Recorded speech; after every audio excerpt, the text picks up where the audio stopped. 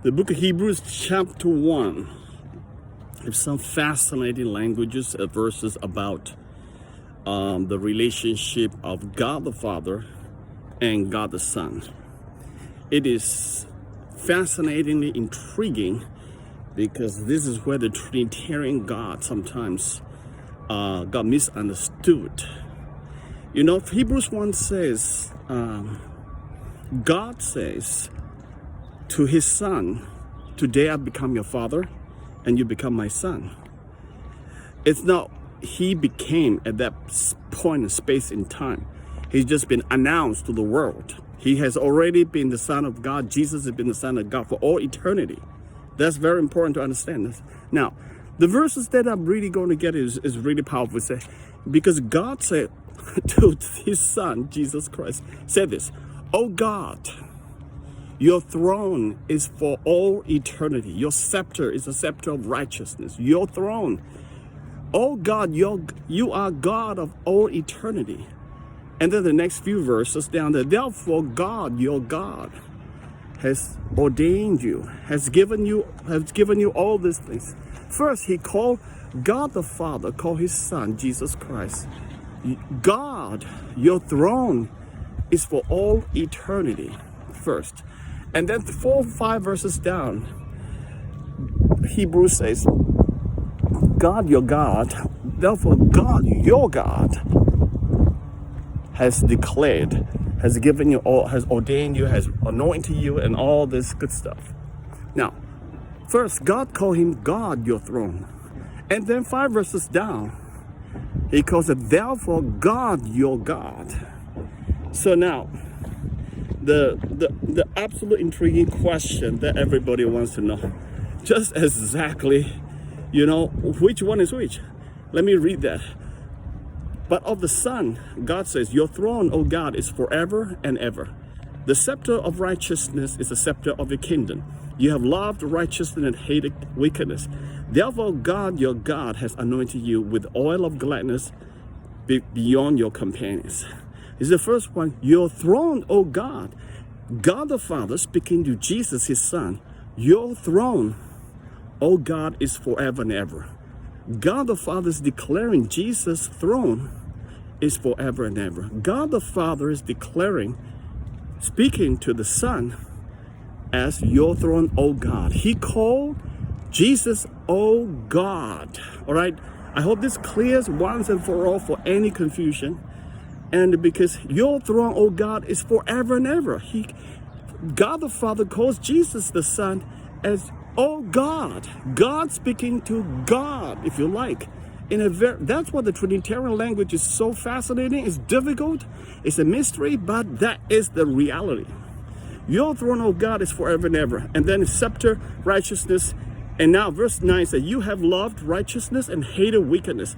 Therefore, God, your God, has anointed you. Now, because Jesus loved righteousness and hated wickedness, therefore God, your God, has anointed you with oil of gladness beyond your companions. Now, the verse 9, you loved righteousness and hated wickedness, is the time when Jesus have already incarnate as a man. As a man walking on earth, he loved righteousness and hated wickedness. Because before he incarnated, he was in heaven, he was divine God. He was not a human at all. Of course he loved righteousness, because the very definition of God is righteousness. Is a virtue of God that defines who God is. There is no question about that. But how could God the Father describe God the Son as because you have loved righteousness and hated wickedness, therefore God your God. That is speaking of the position when Jesus was on earth, because he loved righteousness while Jesus was on earth as a man.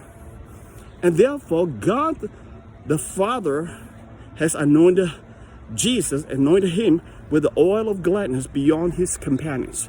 Jesus was anointed on earth beyond measure, beyond with no limits. The Bible describes in one of the Gospels, without limits.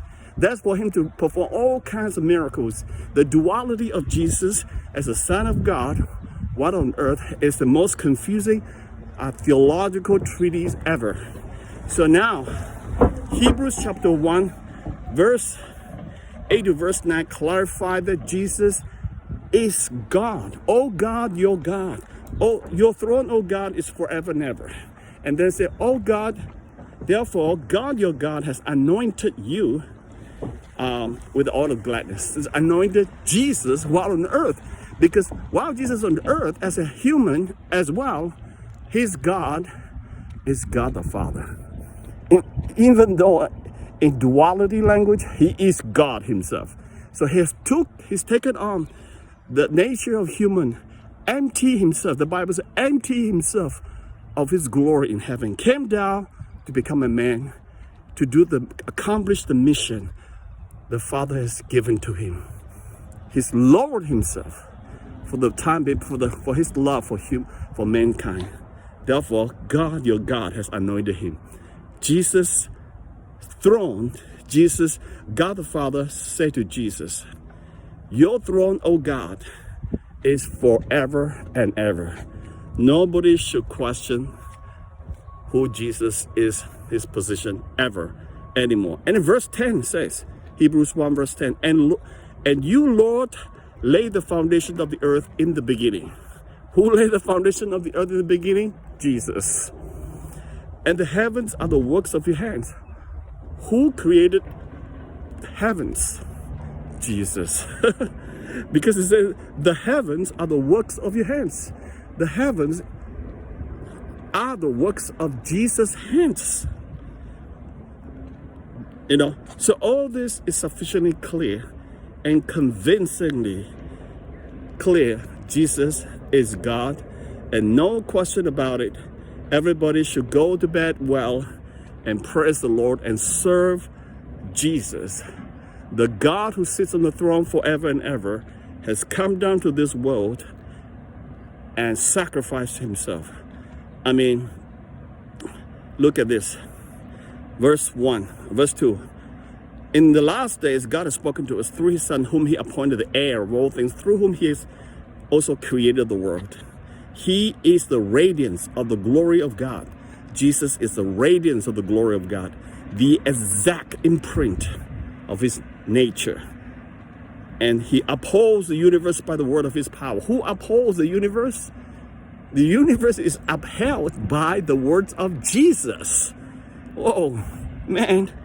You know, the thing is, God has appointed Jesus as all this language of that he's the radiance of the glory of God. He's the exact imprint of his nature. And all these things just reflect, trying to tell us in the language that is understandable at human level, that Jesus is God. Because he didn't have needed all this language of description of him if he didn't incarnate into this world as a human. Therefore, as a human, he carries the exact imprint of God, the nature of God. And also he is the radiance of the glory of God. Man, the Lord bless you. Amen.